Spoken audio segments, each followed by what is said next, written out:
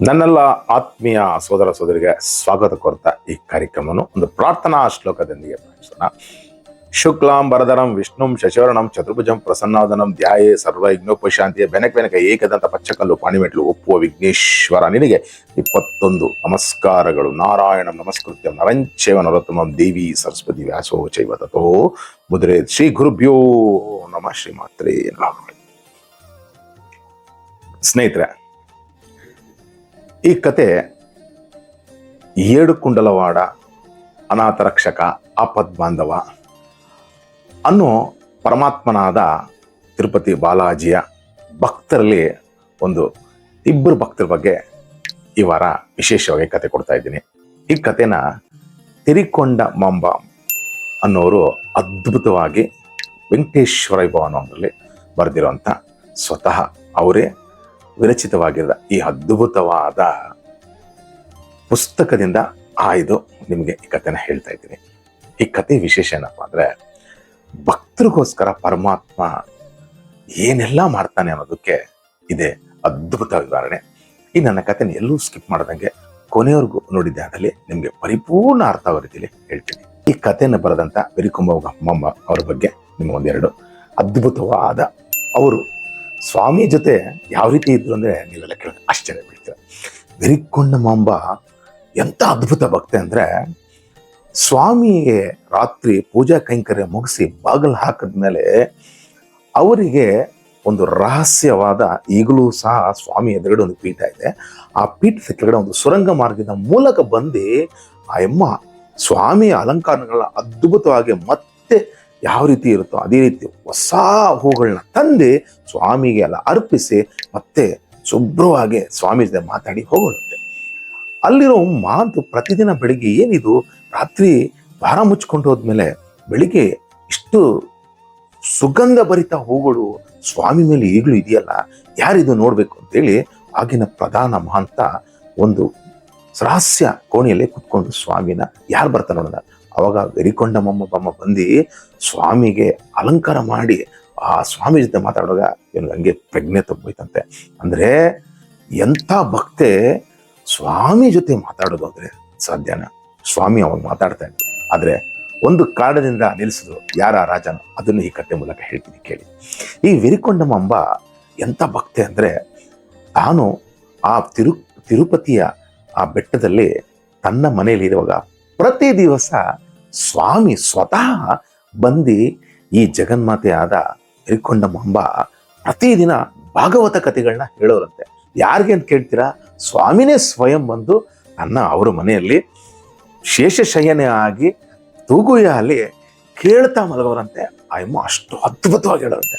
ಒಮ್ಮೆ ಹೀಗೆ ಭಾಗವತ ಕೇಳೋದಕ್ಕೆ ಪ್ರತಿದಿನ ಸ್ವಾಮಿ ಅವ್ರ ಮನೆಗೆ ಬರುವಂತ ಸಂದರ್ಭದಲ್ಲಿ ಸ್ವಾಮಿ ಆ ರೀತಿ ಹೇಳುವಂತ ಒಂದು ಅದ್ಭುತ ಪ್ರಕ್ರಿಯೆಯಲ್ಲಿ ಸ್ವಾಮಿ ಮುಳುಗಿ ಬೆಳಿಗ್ಗೆ ಕೌಸಲ್ಯ ಸುಪ್ರಜ ರಾಮ ಪೂರ್ವ ಸಂಧ್ಯಾ ಪ್ರವರ್ತತೆ ಅನ್ನೋಂಥ ಸಂದರ್ಭದಲ್ಲಿ ಸ್ವಾಮಿ ಅವಾಗ ಎಚ್ಚರ ಆಯ್ತು. ಅಯ್ಯೋಯ್ಯೋ ಬೆಳಗ್ಗೆ ಆಗೋಯ್ತಲ್ಲ ಅಂತ ಅವಸರದಲ್ಲಿ ಜಿಗದೆ ಓಡೋಕ್ ಹೋದ್ರಂತೆ.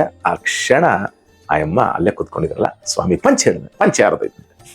ಅವಾಗ ಹೇಳದಂತೆ, ಸ್ವಾಮಿ ನೀನ್ ಇಲ್ಲೇ ಇರಬಾರ್ದ ಅಂದ್ರೆ ಆ ಸ್ವಾಮಿ ಹೇಳ್ತಿರಂತೆ, ವೆರಿಕೊಂಡ ಮಾಂಬ ನಿನ್ನಂತ ಸಾವಿರಾರು ಭಕ್ತರ ಅವ್ರಿಗೂ ನಾನು ಆಶೀರ್ವದಿಸ್ಬೇಕಲ್ಲ ಅಂತೇಳಿ ಸ್ವಾಮಿ ಅಲ್ಲಿಂದ ಮಾಯ ಆಗಿ ಆನಂದ ನಿಲಯ ಯಾವ್ದು ಅಂತ ಕೇಳ್ತೀರಾ? ಇದು ಹೇಗ್ ಬಂತು ಅಂತಂದ್ರೆ ಹೇಳ್ತೀನಿ ಕೇಳಿ. ಸ್ವಾಮಿ ಯಥ ಪ್ರಕಾರ ಹೋಗಿ ನಿಂತ್ಕೊಂಡಾಗ ಮಾಮೂಲಿ ಬೆಳಿಗ್ಗೆ ಬಂದು ಅರ್ಚಕರು ಬಾಗಿಲು ತೆಗೆದು ನೋಡ್ತಾರೆ. ಆಶ್ಚರ್ಯ, ಸ್ವಾಮಿಗೆ ಅಲ್ಲ ಪಂಚೆ ಆಗಿದೆ. ಇದು ಯಾರು ಮಾಡಿರ್ತಾರೆ? ಕಳ್ಳರಂತೂ ಬರಕ್ ಸಾಧ್ಯವಿಲ್ಲ. ಅವಾಗ ಅವ್ರಿಗೆ ಅರ್ಥ ಆಯ್ತಂತೆ, ಈ ಕೆಲಸ ಮಾಡಿರೋದು ಒಬ್ಬರೇ ವೆರಿಕೊಂಡ ಮಾಂಬ, ಹೋಗಿ ಕೇಳಿ ಅಂತಂತೆ. ಎಲ್ಲಾರು ಬಂದು ಆ ಅಮ್ಮನ ಕೇಳದಂತೆ. ಅವಾಗ ಅಮ್ಮ ಹೇಳದಂತೆ, ಸ್ವಾಮಿ ರಾತ್ರಿ ಬಂದ್ರು, ನನ್ನ ಭಾಗವತನ ಹೇಳ್ತಾ ಇದ್ದೆ, ಆ ಲೀನದಲ್ಲೇ ಮುಳುಗಿ ಬೆಳಿಗ್ಗೆ ಕೌಸಲ್ಯ ಸುಪ್ರಭಾಜ ಅನ್ನೋದನ್ನು ಪಾಪ ಅವರು ಗಮನಿಸದೆ ಆ ಹರಿಬಿರಿಲಿ ಎದ್ದು ಹೋಗೋದವಾಗ ಪಂಚೆ ಅಂದೆ ಅರ್ಧೋಗಿದೆ. ಆ ಪಂಚೆನ ಜೋಪಾನ ಮಡಚಿ ನನ್ನ ಪೂಜಾಗ್ರಹದಲ್ಲಿ ಎತ್ಕೊಂಡು ಹೋಗಿ ಅನ್ನಂತೆ. ಹೋಗಿ ನೋಡ್ತಾನೆ, ಅಲ್ಲೇ ಇತ್ತಂತೆ. ತಗೊಂಡ್ ಬರೋಷ್ಟರಲ್ಲಿ ಅದು ಅದೃಶ್ಯ ಆಯ್ತಂತೆ. ಇದು ನಡೆದಿರೋದು ಈ ಕಲಿಗಾಲದಲ್ಲಿ. ಅನಂತರ ಆ ವೆರಿಕೊಂಡ ಮಾಂಬ ಪ್ರತಿದಿನ ಸ್ವಾಮಿಗೆ ಅರ್ಚಿಸಿ ಅವರು ಅದ್ಭುತವಾದ ಈ ವೆಂಕಟೇಶ್ವರ ವೈಭವನ ಬರೆದಾಗ ಅನೇಕ ಜನ ವಿಚಾರ ತಿಳ್ಕೊಂಡು ಬಂದು ಆ ಯಮ್ಮನ ದರ್ಶನ ಮಾಡ್ಕೊಂಡು ಹೋಗುವಂಥ ಸಂದರ್ಭದಲ್ಲಿ ಆ ಯಮ್ಮನಿಗೆ ಏಕಾಂತ ಭಂಗ ಆಗ್ತಿತ್ತಂತೆ. ಹಾಗಾಗಿ ಸ್ವಾಮಿನೇ ಕೇಳ್ಕೊಂಡು ಅಲ್ಲಿ ತುಂಬೂರು ವನ ಅಲ್ಲಿ ಹೋಗಿ ತಾಯಿ ಐಕ್ಯ ಆದ್ಲು. ಅನಂತರ ಈಗಲೂ ಸಹ ಆ ವಿರಿಕೊಂಡ ಮಾಮಬ್ಬ ಪ್ರತಿದಿನ ರಾತ್ರಿ ಬಂದು ಸ್ವಾಮಿಯ ಜೊತೆ ಮಾತಾಡ್ತಾ ಅದ್ಭುತವಾಗಿ ತನ್ನ ಇಷ್ಟ ಪ್ರಕಾರ ಆ ಸ್ವಾಮಿಗೆ ಅಲಂಕಾರ ಮಾಡಿ ಹೋಗ್ತಾರೆ. ಈಗಲೂ ಅವ್ರ ಜೀವ ಸಮಾಧಿ ATC ವರಹಸ್ವಾಮಿ ಒಂದು ಕಾಟೇಜ್ ಇದೆ, ಅದರ ಪಕ್ಕದಲ್ಲಿ ಒಂದು ಶಾಲೆ ಇದೆ, ಶಾಲೆಯಲ್ಲೇ ಅವರ ಅದ್ಭುತವಾದ ಸಮಾಧಿ ಇದೆ, ಹೋಗಿ ನೋಡಬಹುದು. ಇದು ಒಂದು. ಮತ್ತೆ ವೆಂಕಟೇಶ್ವರ ಸ್ವಾಮಿ ಅವರು ಮೊದಲು ಮಾತಾಡ್ತಾ ಇದ್ರು, ಈಗ ಮಾತಾಡ್ತಿಲ್ಲ. ಕಾರಣ ಏನು ತಿಳ್ಕೊಬೇಕಾ? ಮತ್ತೆ ಇನ್ನೊಂದು ವಿಚಾರ, ಈ ಪ್ರಮುಖರಾದ ಮಹಂತರು ಅಂದ್ರೆ ಸ್ವಾಮಿಗೆ ಸೇವೆ ಸಲ್ಲಿಸುವಂತ ಮಹಂತರು ಒಮ್ಮೆ ಒಂದು ಕಾರ್ಯಕ್ರಮದಲ್ಲಿ ಈ ಬೆರಿಕೊಂಡ ಮಾಮಮ್ಮ ಅವ್ರನ್ನ ತುಂಬಾ ತುಚ್ಛವಾಗಿ ನೋಡಿ ತಿಂದಿದ್ದಂತ ಹೇಳೇನ ಆ ತಾಯಿ ಮೇಲೆ ಎಸ್ತಂತೆ. ಆ ಕ್ಷಣ ಆ ಅಮ್ಮ ಶಾಪ ಕೊಟ್ಟಂತದ್ದು ಏನು ಗೊತ್ತಾ, ನಿಮ್ಮ ವಂಶದ ಮೇಲೆ ರಕ್ತ ಕಟ್ಕೊಂಡು ಸಾಯ್ತಾರೆ, ನಿಮ್ಮ ವಂಶ ನಿರ್ವಂಶ ಆಗತ್ತೆ ಅಂದಾಗ ಅವ್ರ ವಂಶದಲ್ಲಿ ಒಬ್ಬ ಪುಟ್ಟ ಬಾಲಕ ಬಂದು ತಾಯಿ ಅದಕ್ಕೆ ಸಾಷ್ಟಾಂಗ ಬಿದ್ದಾಗ ಆ ತಾಯಿ ಮನಸ್ಕರಿಗೆ ಕೊಟ್ಟಂತವ್ರೆ ಅಂತ ಗೊತ್ತಾ, ಇದೆಲ್ಲ ನಿಮ್ಮ ವಂಶದಲ್ಲಿ ಮೇಲೆ ಒಬ್ಬನೇ ಮಾತ್ರ ಹೊಳಿತಾನೆ. ಈಗಲೂ ಸಹ ಅದು ಆ ತಾಯಿ ಕೊಟ್ಟಂತ ಶಾಪದಿಂದಾಗಿ ಈಗಲೂ ಆ ಮಹಂತರಲ್ಲಿ ಒಬ್ಬ ಮಾತ್ರನೇ ಸ್ವಾಮಿಯ ಕೈಂಕರ್ಯ ಮಾಡ್ಕೊಂಡು ಹೋಗ್ತಾ ಇದ್ದಾನೆ, ಆ ತಾಯಿ ಶಾಪ ಅಂತದ್ದು. ಮತ್ತೆ ಈ ಸ್ವಾಮಿ ಮಾತಾಡ್ತಾ ಇದ್ರು, ಯಾರ ಜೊತೆ ಅಂತ ಕೇಳ್ತೀರಾ? ಎಲ್ಲರ ಜೊತೆ ಮಾತಾಡ್ತಾ ಇದ್ರು. ಮತ್ತೆ ಅದೇ ರಾಜನಿಂದ ಸ್ವಾಮಿ ಮಾತು ನಿಲ್ಲಿಸಿದ್ರು, ಅವನೇ ತೊಂಡಮಾನ್ ರಾಜ. ಒಮ್ಮೆ ತೊಂಡಮಾನ್ ರಾಜ ಒಬ್ಬ ಕುಡುಮ ಅನ್ನೋ ಬ್ರಾಹ್ಮಣ ಬಂದು ತನ್ನ ಮಡದಿ ತುಂಬು ಗರ್ಭಿಣಿಯನ್ನು ಬಿಟ್ಟು ಹೋದಂತೆ, ಸ್ವಾಮಿ ನೀನು ಧರ್ಮಿಷ್ಠ, ಹಾಗಾಗಿ ನಿನ್ನ ಹತ್ರ ಇದ್ರೆ ನಂತಿ ಸೌಖ್ಯವಾಗಿ ಮತ್ತೆ ಸಂರಕ್ಷಣಾಗಿರ್ತಾಳೆ, ನಾನು ಕಾಶಿಗೆ ಹೋಗಿ ಬರೋಳು ಅಂತ ನೋಡ್ಕೋ. ತುಂಬು ಗರ್ಭಿಣಿ ಜೊತೆಗೆ ಒಬ್ಬ ಬಾಲಕನ್ ಬಿಟ್ಟು ಹೋಗಿರ್ತಾನೆ. ರಾಜ ಏನ್ ಮಾಡ್ತಾನೆ, ಅವಳು ಸುಂದರವಾಗಿದ್ಲಲ್ವಾ, ಹಾಗಾಗಿ ಬೇರೆಯವ್ರ ಕಣ್ಣು ಇವಳ ಮೇಲೆ ಬೀಳಬಾರ್ದು ಅಂತೇಳಿ ಒಂದು ಸುಭದ್ರವಾದ ಕೋಣೆ ಕೊಟ್ಟು 6 ತಿಂಗಳಿಗೆ ಆಗುವಂತ ಎಲ್ಲಾ ಸಾಮಗ್ರಿಗಳನ್ನ, ಊಟ ಸಾಮಗ್ರಿಗಳನ್ನ ಕೊಟ್ಟು ಅವಳನ್ನ ಸಂರಕ್ಷಿಸಕ್ಕೆ ಬಿಟ್ಟು ಹೊಟ್ಟೋಗ್ತಾನೆ. ಕ್ರಮೇಣ ರಾಜ ಮರ್ತೋಗ್ತಾನೆ. ಇವಳಿಗೆ ಆ ಹಸಿವು ಅಂದ್ರೆ ಈ ಕಡೆ ತುಂಬು ಗರ್ಭಿಣಿ ಮತ್ತೆ ಬಾಲಕನಿಗೆ 6 ತಿಂಗಳಾದ ಕೂಗಿ ಕೂಗಿ ಕೂಗಿ ಅವಳಲ್ಲೇ ಸತ್ತೋಗ್ತಾಳೆ. ಸತ್ತೋದ್ಮೇಲೆ ಬಹಳ ದಿನದ ಮೇಲೆ ಮತ್ತೆ ಆ ಕುಡುಮ ಅನ್ನೋ ಬ್ರಾಹ್ಮಣ ಬರ್ತಾನೆ. ರಾಜನ್ ಕೇಳ್ತಾನೆ, ಸ್ವಾಮಿ ನಾನು ಹೆಂಡತಿ ಆಗಿದ್ದಾಳೆ. ಆ ಕ್ಷಣ ಅವಾಗ ಅವನಿಗೆ ಜ್ಞಾಪಕ ಬರುತ್ತೆ, ಅಯ್ಯೋ ನಾನು 6 ತಿಂಗಳಿಗೆ ಮಾತ್ರ ಕೊಟ್ಟಿದ್ದ ಆಹಾರ ಏನಾಗಿದೆ ಅಂತ ಸೇವನ್ ಕಳಿಸ್ತಂತೆ. ಸೇವಕ ಬಂದು ನೋಡಿದಂತೆ ವಿಚಾರ ಹತ್ರ, ಸ್ವಾಮಿ ಎಲ್ಲ ಅಸ್ಥಿಬಂಧಗಳಾಗ್ಬಿಟ್ಟಿದೆ. ಅವಾಗ ಆ ಕ್ಷಣ ಅವನಿಗೆ ಗಾಬರಿ ಆಗೋಯ್ತಂತೆ. ಅಯ್ಯೋ ಎಂತ ಕೆಲಸ ಆಗುತ್ತೆ, ಇನ್ನು ತಿಳಿದ್ರೆ ಒಂದು ಬ್ರಾಹ್ಮಣ ನಂಗೆ ಶಾಪ ಕೊಟ್ಟು ಬರ್ತಾನೆ ಅಂತೇಳಿ ಅವನಿಗೆ ಬ್ರಾಹ್ಮಣಿಗೆ ಅಲ್ಲೇ ನಿಲ್ಲಿಸಿ ಕುತ್ಕೊಳ್ಳಿ, ನಾನು ಕರ್ಕೊಂಡ್ಬರ್ತೀನಿ ಅಂತೇಳಿ ಆ ಕ್ಷಣ ಸ್ವಾಮಿ ಬಳಿ ಹೊಡೋದಂತೆ. ಸ್ವಾಮಿ ಒಳಗೆ ಸಾಷ್ಟಾಂಗ ವಿಧಿ ಪರಿಪರಿಯಾಗಿ ತಿಳ್ಕೊಂಡಂತೆ. ಅವಾಗ ಸ್ವಾಮಿ ಬಹಳ ಕ್ರೋಧಾತೀತರಾಗಿ, ಎಂಥ ನೀನು ದೌರ್ಭಾಗ್ಯ ಕೆಲಸ ಮಾಡಿದೆ, ನೀನೀಗ ಒಂದು ಕೆಲಸ ಮಾಡು, ಪಾಂಡವ ತೀರ್ಥ ಅಂತಿದೆ, ಅಲ್ಲಿಗೆ ಆ ಅಸ್ಥಿಪಂಜರ ತರಿಸೋ ಅಂದಿರುತ್ತೆ. ಆ ಅಸ್ಥಿಪಂಜರ ತಂದಾಗ ಆ ಸ್ವಾಮಿ ತನ್ನ ಅದ್ಭುತವಾದ ಆ ಒಂದು ಪಾಂಡವ ತೀರ್ಥ ತೆಗೆದು ಪ್ರೋಕ್ಷಣೆ ಮಾಡಿದ ತಕ್ಷಣ ಎಲ್ಲ ಬದುಕಿ ಮತ್ತೆ ಅವ್ರನ್ನ ವಾಪಸ್ಕೊಳ್ತಾ. ಅವ್ರು ಹೇಳದಂತೆ, ನೀನು ನಿನ್ನ ಒಂದು ಅಹಂಕಾರದಿಂದ ಈ ನನ್ನ ಭಕ್ತರಿಗೆ ನೀನು ಅವಮಾನ ಮಾಡಿದೆ, ಜೊತೆಗೆ ನಿನ್ನಲ್ಲಿ ಅಹಂ ಮತ್ತೆ ದರ್ಪ ಇರೋದ್ರಿಂದ ಇನ್ನು ಮೇಲೆ ನಾನು ಮಾತಾಡೋಲ್ಲ ಅನ್ನತ್ತೆ. ಅಲ್ಲಿ ನಿಲ್ಸಂತ ಸ್ವಾಮಿ ಅಂದಿನಿಂದ ಮಾತಾಡ್ತಿರ್ಲ. ಮತ್ತೆ ಹೇಳಿದ್ರಂತೆ ಮತ್ತೊಂದು ಮಾತು, ನನ್ನ ಭಕ್ತರಿಗೆ ಯಾರೇ ಬಂದಾಗ ನಾನು ಮಾತಾಡಿದ, ಆದರೆ ಬೇರೆಯವ್ರ ಮೂಲಕ ಅವರ ಕಾರ್ಯನ ಪರಿಪೂರ್ಣ ಮಾಡ್ಕೊಡ್ತೀನಿ ಅಂತ ಸ್ವಾಮಿ ಅವತ್ತು ನಿಂತವರು ಇದುವರೆಗೂ ಮಾತಾಡ್ತಿಲ್ಲ. ಮತ್ತೆ ಇದೇ ತೊಂಡಮಾನ್ ರಾಜ ಮತ್ತೊಂದು ಕೈಂಕರ್ಯನು ಮಾಡ್ದ. ಅದೆಂತ ಕೈಂಕರ್ಯ ಅಂದ್ರೆ, ಇವನು ಸ್ವಾಮಿಗೆ ಸುರಂಗ ಮಾರ್ಗ ಅಂತ ಹೇಳಿದ್ನಲ್ಲ, ತನ್ನ ಅರಮನೆ ಮೂಲಕ ಸುರಂಗ ಮಾರ್ಗ ಬಂದು ಸ್ವಾಮಿನ ಸುವರ್ಣ ಪುಷ್ಪದಿಂದ ಅರ್ಚಿಸ್ತಾ ಇದ್ದಂತೆ. ಅರ್ಚಿಸಿ ಸ್ವಾಮಿನ ಮಾತಾಡಿ ಹೋಗೋಣಂತೆ. ಒಮ್ಮೆ ಹೇಗೆ ಬರುವಾಗ ಅಲ್ಲಿ ಮಣ್ಣಿನ ಪುಷ್ಪಗಳಿಂದ ಸ್ವಾಮಿನ ಅಲಂಕಾರ ಮಾಡಿ ಅಭಿಷೇಕ ಮಾಡಿದಂತೆ. ಆಶ್ಚರ್ಯ ಆಯ್ತಂತೆ, ಇದೇನಿದು, ನಾನು ಕಮಲದ ಪುಷ್ಪ, ಅದು ಸ್ವರ್ಣ ಪುಷ್ಪದಿಂದ ಅರ್ಚಿಸಿದಾಗೆ ಇದೇನಿದು ಮಣ್ಣಿನ. ಅವಾಗ ಸ್ವಾಮಿ ಕೇಳದಂತೆ, ಅವಾಗ ಹೇಳದಂತೆ, ನೀನು ಅನ್ಕೊಂಡಿದೀಯಾ ನಾನೇ ಪರಮ ಭಕ್ತ ಅಂತ? ನೀನು ಕೊಡುವಂತ ಸುವರ್ಣ ಪುಷ್ಪಕ್ಕಿನ ಮನಸಾರೆ ಭಕ್ತಿ ಶ್ರದ್ಧೆಯಿಂದ ಕೊಡೋ ಮಣ್ಣಿಂದ ಸಹ ಕೊಡುವಂತ ಹೂನು ನಾನು ಸ್ವೀಕರಿಸ್ತೀನಿ. ಆ ಭಕ್ತ ಯಾರು ನೋಡ್ಬೇಕಾ, ನಿನ್ನ ಬೆಟ್ಟದ ಕೆಳಗಡೆ ಹೋಗು, ಭೀಮಾನು ಚಮ್ಮಕಾರ ಇದ್ದಾನೆ, ಅವನು ಅದ್ಭುತವಾಗಿ ಈ ಮಡಿಕೆಗಳನ್ನೆಲ್ಲ ಮಾಡ್ತಾನೆ, ಅದರಿಂದ ಜೀವನೋಪಾಯ ಮಾಡ್ತಾನೆ, ಮತ್ತೆ ತುಂಬಾ ಅವನು ಕಷ್ಟದಲ್ಲಿದ್ದಾನೆ. ಆದ್ರೆ ನನ್ನ ಸೇವೆ ಯಾವ ರೀತಿ ಮಾಡ್ತಾನೆ ನೋಡ್ಬೇಕಾ, ಹೋಗಿ ನೋಡು ಅಂತಾರೆ. ಅವನು ಅಲ್ಲಿಂದ ನಡ್ಕೊಂಡು ಬಂದು ನೋಡ್ತಾನೆ. ಅವನು ಪಾಪ ಬಡವ, ಗುಡಿಸಲಿರ್ತದೆ.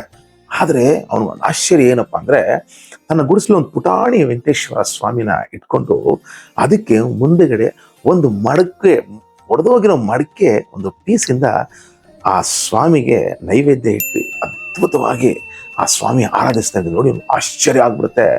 ಮತ್ತೆ ಕೇಳ್ತಾನೆ, ಎಂಥ ಪರಮ ಭಕ್ತ ಕಣೆಯ ನೀನು, ಆ ಸ್ವಾಮಿನ ನಿನ್ನ ಮಣ್ಣಿಂದ ಮಾಡಿರುವಂಥ ಪುಷ್ಪಗಳಿಂದ ಆರಿಸ್ತೆ ಸ್ವಾಮಿ ನಿನ್ನನ್ನು ಇದಾಗಂದ್ರೆ ಆ ಕ್ಷಣ ಆ ಸ್ವಾಮಿನೂ ಬಂದ್ರಂತೆ, ಮತ್ತೆ ಮಹಾಲಕ್ಷ್ಮಿ ಸಮೇತ ಬಂದಾಗ ಆ ಬಂದಂಥ ಖುಷಿಗೆ ಇವನು ಆ ಚಮಕಾರ ಭೀಮ ಬಹಳ ಸಂತೋಷ ಅಷ್ಟಾಂಗ ಬಿದ್ದೆ ಆ ಸ್ವಾಮಿಗೆ ಕುಂಡಿಸಿ, ಪಾಪ ಅವನಲ್ಲಿ ಇದ್ದದ್ದು ಏನು ಬರೀ ಮೊಸರನ್ನ ತಂದು ಒಡೆದೋಗಿರೋ ಮಡಿಕೆಲ್ ಕೊಟ್ಟಾಗ ಆ ಸ್ವಾಮಿ ಬಹಳ ಸಂತೋಷದಿಂದ ಲಕ್ಷ್ಮಿ ಮತ್ತೆ ಸ್ಥಾನು ಮತ್ತೆ ತೊಂಡಮಾನ ಮೂರು ತಿಂದು ಸಂತೃಪ್ತಿ ಆದಂತೆ ಪರಮಾತ್ಮ. ಆವಾಗ ಆ ಕ್ಷಣ ಇದೇ ರೀತಿ ಸ್ವಾಮಿ ಹಾಕಿದಂಥ ಹುತ್ತರಿಯನ್ನು ತೆಗೆದು ಅವನ ಮೇಲೆ ಹಾಕಿ ಮಹಾಲಕ್ಷ್ಮಿ ತಾನು ಹಾಕಿದಂಥ ಅದ್ಭುತವಾದ ಮಾಲೆನೇ ಅವನಿಗೆ ಹಾಕಿದೆ. ಆ ಕ್ಷಣ ಗರುಡ ವಾಹನದ ಮೂಲಕ ಬಂದು ಇವ್ರನ್ನ ಸ್ವಾಮಿ ಹೇಳಿದಂತೆ ವೈಕುಂಠ ಕರ್ಕೊಂಡೋಗಿ ಕಣ್ಣು ಮುಂದೆನೆ ತೊಂಡಮಾನ್ ರಾಜನ ಕಣ್ಣು ಮುಂದೆನೆ ವೈಕುಂಠಕ್ಕೆ ಹೋದಂತೆ. ಅವಾಗ ಇವನಿಗೆ ಗರ್ವ ಮುರಿತಂತೆ. ಅವಾಗ ಹೇಳಿದಂತೆ, ಸ್ವಾಮಿ ನನಗೆ ಅಷ್ಟೈಶ್ವರ್ಯ ಭೋಗ ಭಾಗ್ಯದಿಂದ ನನ್ನನ್ನ ಪೂಜೆ ಮಾಡಿದ್ರೆ ನಾನು ಇಷ್ಟಪಡಲ್ಲ. ನನಗೆ ಭಕ್ತರಲ್ಲಿ ನಾನು ಎಲ್ಲಾನು ಒಂದೇ ರೀತಿ ಕಾಣ್ತೀನಿ. ನನಗೆ ಇವನು ದೊಡ್ಡವನು, ಇವನು ಚಿಕ್ಕವನು, ಇವನು ಶ್ರೀಮಂತ ಅನ್ನೋದಿಲ್ಲ. ನನ್ನನ್ನು ಯಾರು ಅತ್ಯಂತ ಶ್ರದ್ಧಾ ಭಕ್ತಿಯಿಂದ ನನಗೆ ಏನೂ ಕೊಡದೆ ಮನಸ್ಸಾರೆ ನನ್ನ ಪೂಜೆ ಮಾಡಿದೆ ಅನ್ನೋ ನೀನು ಹೂ ಚಿನ್ನದ ಕೊಟ್ಟೆ, ಆದರೆ ಅವನು ತನ್ನ ಮನಸ್ಸನ್ನ ಪರಿಪಕ್ವ ಮಾಡಿಕೊಂಡು ಆ ಮಣ್ಣಿಂದ ಕೊಟ್ಟನಲ್ಲ, ನನಗೆ ಅದೇ ಸಂತೃಪ್ತಿ ಆಯಿತು. ಅವನು ಕೊಟ್ಟಂತ ಆ ಮೊಸರನ್ನ ನಾನು ತಿಂದಿದ್ದೆ, ನೀನು ಚಿನ್ನದಲ್ಲಿ ಕೊಡ್ತಿದ್ದೆ, ಅವನು ನನಗೆ ಮಡಿಕೆ ಪೀಸಲ್ಲಿ ಕೊಟ್ಟ. ಯಾವ್ದಲ್ಲಿ ಕೊಟ್ಟ? ಆ ಮಡಿಕೆ ಪೀಸಲ್ಲಿ ನನಗೆ ಅಮೃತ ಸಮಾನವಾಯಿತು. ಯಾಕೆಂದ್ರೆ ಶುದ್ಧ ಮನಸ್ಸಿಂದ ಕೊಟ್ಟ.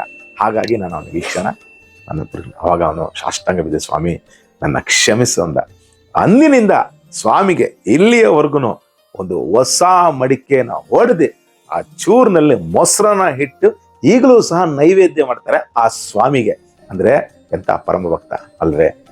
ಹಾಗಾಗಿ ಈ ತೊಂಡಮಾನ್ ರಾಜ ಮಾಡಿದಂಥ ತಪ್ಪಿಗಾಗಿ ಸ್ವಾಮಿ ವೆಂಕಟೇಶ್ವರ ಸ್ವಾಮಿ ಎಂದಿಗೂ ಯಾರ ಜೊತೆನೂ ಮಾತಾಡ್ತಿಲ್ಲ. ಕೆಲಸ ಕಾರ್ಯ ಆಗ್ಬೇಕಂದ್ರೆ ಬೇರೆಯವ್ರ ಮೂಲಕ ಈ ಕೆಲಸನ ಮಾಡಿಸೋನು. ಮತ್ತೆ ಇನ್ನೊಂದು ವಿಚಾರ ಏನಪ್ಪಾ ಅಂದ್ರೆ, ಈ ತೊಂಡಮಾನ್ ರಾಜ ಇರುವಂತ ಸಂದರ್ಭದಲ್ಲಿ ನಡೆದಂತ ಮತ್ತೊಂದು ಘಟನೆ. ಆಗ ಆ ಒಂದು ರಾಜ್ಯಕ್ಕೆ ಶತ್ರುಗಳು ಗುತ್ತಿಗೆ ಆದಾಗ ಸ್ವಾಮಿನ ಕೇಳಿದ, ಸ್ವಾಮಿ ನನ್ನಲ್ಲಿ ಸೈನ್ಯ ಕಡಿಮೆ ಇದೆ, ಹಾಗಾಗಿ ನಿನ್ನಲ್ಲಿರುವ ಶಂಖಚಕ್ರಗಳನ್ನ ನನಗೆ ಕೊಡು ಅಂದಾಗ ಸ್ವಾಮಿ ತನ್ನ ಶಂಖಚಕ್ರ 2 ಅವನಿಗೆ ಯುದ್ಧಕ್ಕೆ ಬಳಸ್ಕೊಂಡು ಕೊಟ್ಟಾಗ ಆ ಸಂದರ್ಭದಲ್ಲಿ ಯುದ್ಧಕ್ಕೆ ಹೋದ. ಪರಮಾತ್ಮನ 2 ಭುಜಗಳಲ್ಲಿ ಶಂಖಚಕ್ರ ಇಲ್ಲ. ಅವಾಗ ವೈಷ್ಣವರು ಮತ್ತೆ ಶೈವರು ಪರಮಾತ್ಮನ ಬಹಳ ಅತ್ಯಂತ ಶ್ರದ್ಧಾ ಭಕ್ತಿಯಿಂದ ಆರಾಧಿಸಿದಂಥ ದಿನ. ಅವಾಗ ಬಂದು ನೋಡಿದ್ರು ಆಶ್ಚರ್ಯ, ಓಹೋ ನಮ್ಮ ಶಿವಾನೇ ಬಂದ್ಬಿಟ್ಟಿದ್ದಾನೆ ಅಂತ ಒಂದಷ್ಟು ಜನ ವಾಗ್ವಾದ ಕೇಳಿದ್ರು. ಒಂದಷ್ಟು ಜನ ವೈಷ್ಣವರಿಲ್ಲ, ನಮ್ಮ ಪರಮಾತ್ಮನದ ಭಗವಾನ್ ಮಹಾವಿಷ್ಣುನೇ ಅಂತ ಹೇಳಿದಾಗ ಯಾರು ಅದನ್ನು ಒಪ್ಪಗಳು. ಅದು ದೊಡ್ಡ ವಿವಾದಕ್ಕೆ ಬಂತು. ಯಾಕಂದ್ರೆ ರಾಜ ಯುದ್ಧದಲ್ಲಿ ತನ್ನ ಆಯುಧಗಳು ತಗೊಂಡು ಅವನು ಬರೋವರೆಗೂ ವಿಚಾರ ಗೊತ್ತಾಗಲ್ಲ. ಆ ಸಮಯದಲ್ಲಿ ಇದ್ದವರೇ ರಾಮಾನುಜಾಚಾರ್ಯರು. ಆ ರಾಮಾನುಜಾಚಾರ್ಯರು ಆ ಕ್ಷಣ ಅಲ್ಲಿ ಬಂದು ಇವ್ರಿಗೆ ನಡೆದಂತ ಈ ಒಂದು ಸಮಸ್ಯೆನ ಯಾವ ರೀತಿ ಬಗೆಹರಿಸೋದು, ಯಾವ ರೀತಿ ಹೇಳಿದ್ರು ಶೈವರು ಇದಕ್ಕೆ ಒಪ್ಕೊಳ್ತಾ ಇಲ್ಲ, ವೈಷ್ಣವರು ಒಪ್ಕೊಳ್ತಾ ಇಲ್ಲ. ಅವಾಗ ಆಲೋಚನೆ ಮಾಡಿ ತನ್ನ ಬುದ್ಧಿಶಕ್ತಿಯಿಂದ ಇವರು ಬೇರೆ ಯಾರು ಅಲ್ಲ, ರಾಮಾನುಜರ ಸಾಕ್ಷಾತ್ ಆದಿಶೇಷನ ಮತ್ತೊಂದು ಅವತಾರ. ಧರ್ಮಕ್ಕೋಸ್ಕರ ಅವರು ಈ ಅವತಾರ ಎತ್ಕೊಂಡ್ಬಂದ್ರು. ಅವಾಗ ಏನ್ ಮಾಡಿದ್ರು, ಇಬ್ಬರಿಗೂ ಒಂದು ಸಮಾಧಾನಕಾರ ಉತ್ತರ ಏನಂತ ಕೇಳ್ತೀರಾ?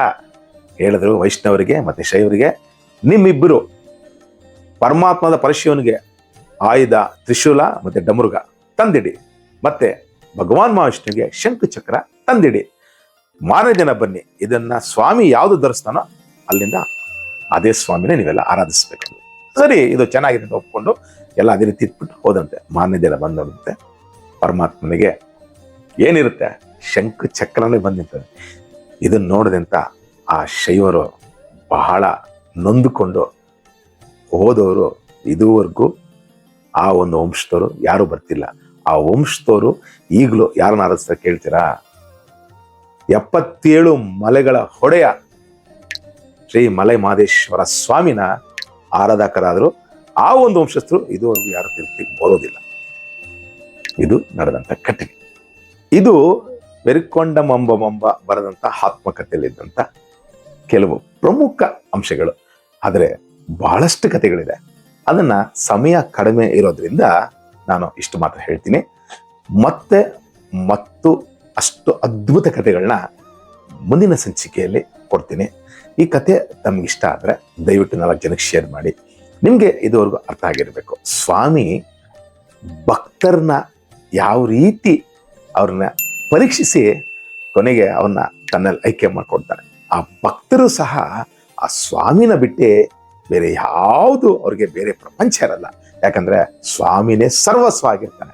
ಹಾಗಾಗಿ ಸ್ವಾಮಿನ ಯಾರು ನಂಬಿಕೊಂಡು ಹೋಗಿ ಅತ್ಯಂತ ಶ್ರದ್ಧಾ ಭಕ್ತಿಯಿಂದ ಸೇವೆ ಮಾಡ್ತಾರೋ ಅವರಿಗೆ ಫಲ ಸಿಗೋದ್ರಲ್ಲಿ ಸಂಶಯನೇ ಬೇಡ.